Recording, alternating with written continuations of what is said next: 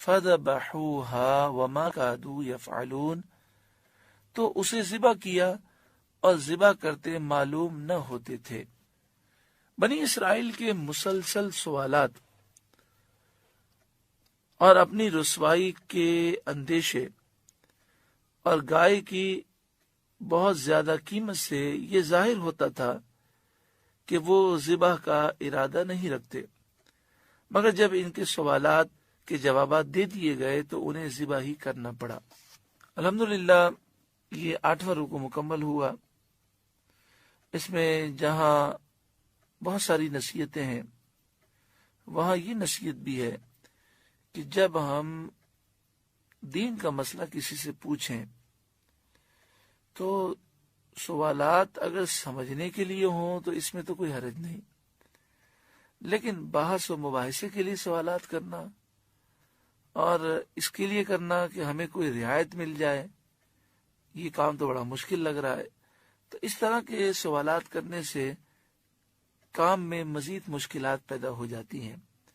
آج ہمارے معاشرے میں ایک عجیب سوچ ہے کہ دیکھیں، آج ہم کسی مفتی سے یا کسی عالم سے مسئلہ پوچھتے ہیں تو وہ مسئلے میں کوئی تبدیلی تو نہیں کر سکتے، جو شریعت کا حکم ہے وہی بیان کریں گے، لیکن وہ جب کسی عالم سے پوچھتے ہیں تو ان کی کوشش یہ ہوتی ہے کہ کسی طریقے سے سوال اس طرح گول مول کیا جائے کہ وہ ہمیں جائز کہہ دیں، یعنی سوال کی پوری حقیقت بھی نہیں بتاتے اور چاہتے بس کسی طریقے سے عالم کے منہ سے جائز نکل جائے، ہم وہ کام کر لیں، پھر مولانا پکڑے جائیں گے۔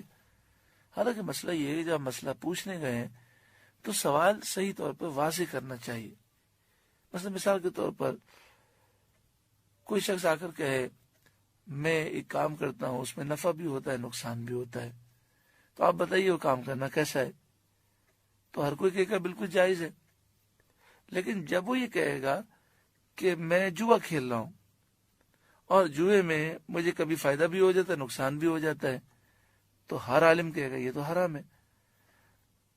اب وہ کیا کرتے ہیں، وہ یہ سوچتے ہیں کہ ہم نے غلط سوال کر کے جائز مولانا کے منہ سے کہلوا لیا تو اب یہ کام ہمارے لیے جائز ہو جائے گا۔ اللہ تعالیٰ تو سارے معاملات کو جانتا ہے۔ ایسا بھی ہوتا ہے کہ طلاق 3 دے دیتے ہیں، لیکن جب دارالفتہ میں سوال لکھتے ہیں تو لکھتے ہیں کہ میں نے اپنی بیوی کو 1 طلاق دی۔ اب سیدھی سی بات ہے، 1 طلاق جو سوال میں لکھی ہے تو جواب میں جو آئے گا وہ 1 طلاق کے متعلق ہوگا، اور اس میں یہ ہوگا کہ آپ رجوع کر لیں، آپ کی زوجہ آپ کے لیے حلال ہے۔